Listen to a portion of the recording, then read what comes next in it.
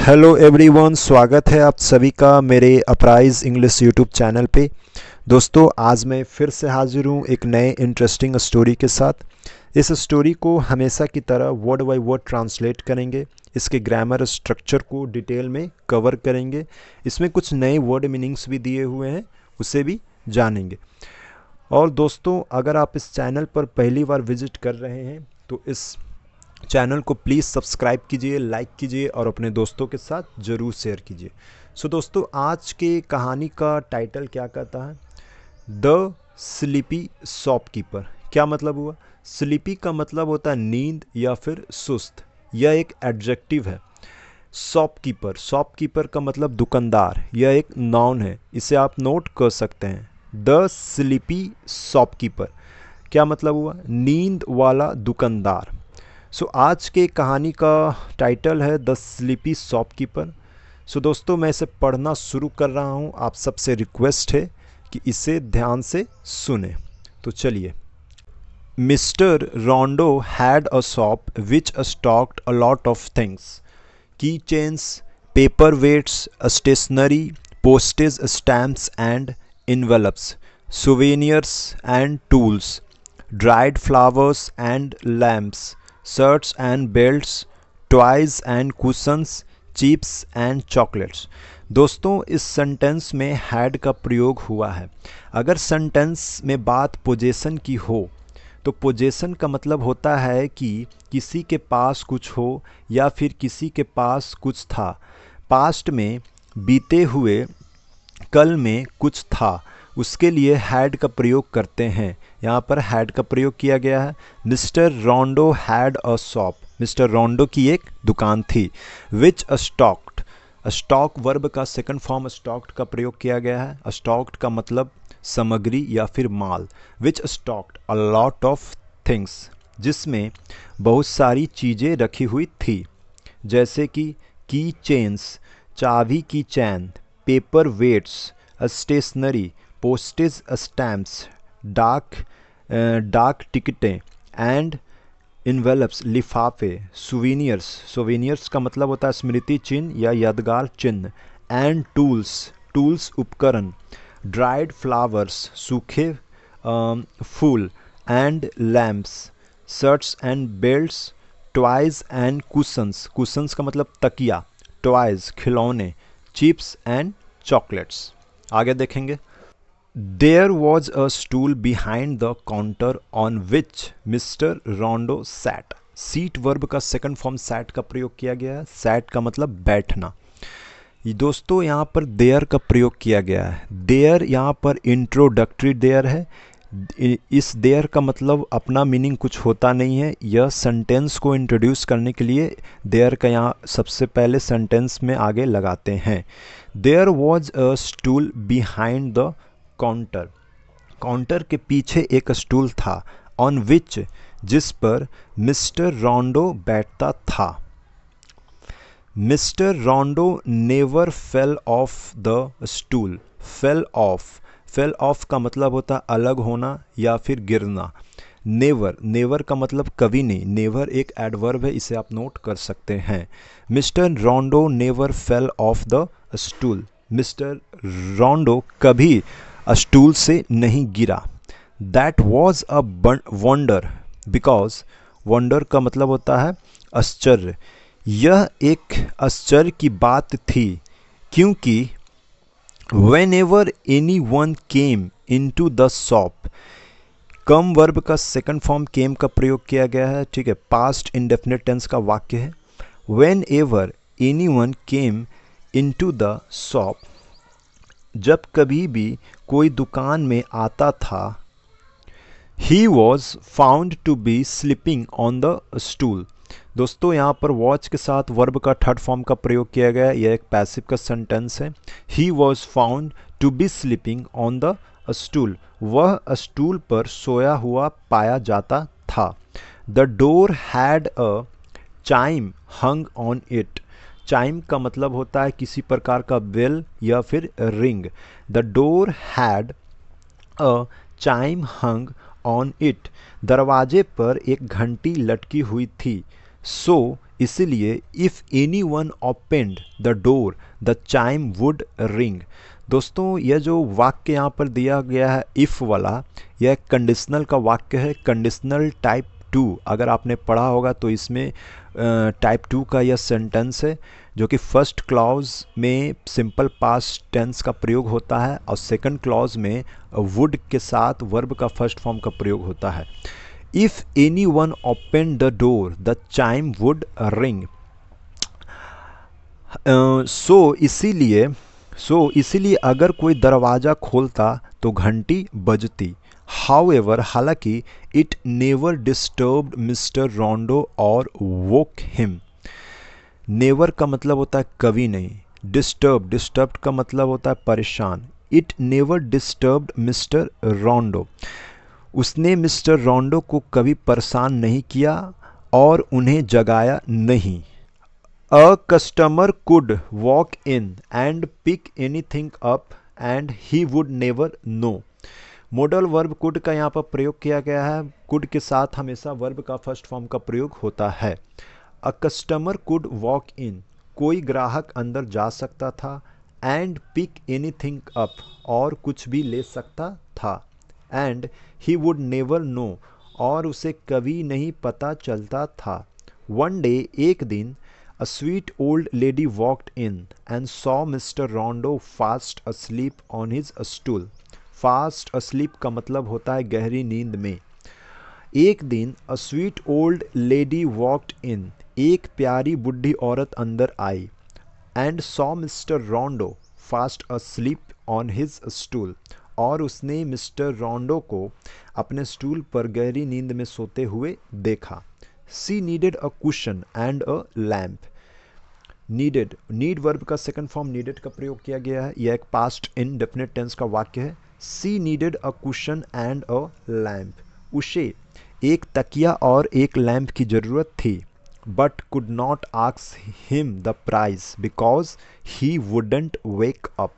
लेकिन वह उससे कीमत नहीं पूछ सकी क्योंकि वह जागा हुआ नहीं था। She took a cushion and a lamp. उसने, टेक वर्ब का सेकंड फॉर्म टुक का प्रयोग किया गया है। उसने एक तकिया और एक लैंप लिया। And left a note telling mister रोंडो that she had taken them. Left a note, और मिस्टर रोंडो को बताते हुए एक नोट छोड़ा कि उसने उन्हें ले लिया है। सी हैड टेकन, हैड के साथ वर्ब का थर्ड फॉर्म का प्रयोग किया गया है, पास्ट परफेक्ट टेंस का वाक्य, कि उसने उन्हें ले लिया है। And that he should come over and collect the money, और उसे वहाँ आकर पैसा ले लेना चाहिए। ओल्ड लेडी जो थी वह एक कुशन और लैंप ले ली थी, और उसने मिस्टर रोंडो को बताते हुए एक नोट वहाँ रख दिया और उससे कहा कि वह यहाँ आकर पैसा ले ले। ठीक। The next customer was not so nice. दोस्तों एक सिंपल पास्ट का वाक्य है, सिंपल पास्ट नेगेटिव का वाक्य है। अगला ग्राहक उतना अच्छा नहीं था। He was a shifty eyed man. Shifty eyed man का मतलब होता है चिड़चिड़ा नजर आने वाला व्यक्ति। ही was a shifty eyed man, वह एक चिड़चिड़ा नजर आने वाला व्यक्ति था। Who wanted a screw driver and a wrench, जो एक पेचकस और एक रिंच चाहता था। He saw mister Rondo sleeping. See verb का सेकंड फॉर्म सॉ का प्रयोग किया गया है। He saw mister Rondo sleeping, उसने मिस्टर रोंडो को सोते हुए देखा। इसलिए he picked the screw driver and the wrench up. Picked का मतलब उठाना। उसने पेचकस और रिंच उठाया। And then helped himself to a few shirts before he left the shop quietly. Quietly का मतलब होता है चुपचाप। यह एक एडवर्ब है, इसे आप नोट कर सकते हैं। Then helped himself to a few shirts, उसने कुछ शर्ट को ट्राई किया, पहनकर देखा। Before he left the shop quietly, दुकान से चुपचाप निकल जाने से पहले उसने कुछ शर्ट पहनकर देखा। ठीक है। Little team came in after a while. After a while का मतलब होता है थोड़ी देर बाद। थोड़ी देर बाद टीम, थोड़ी देर बाद छोटा टीम अंदर आया।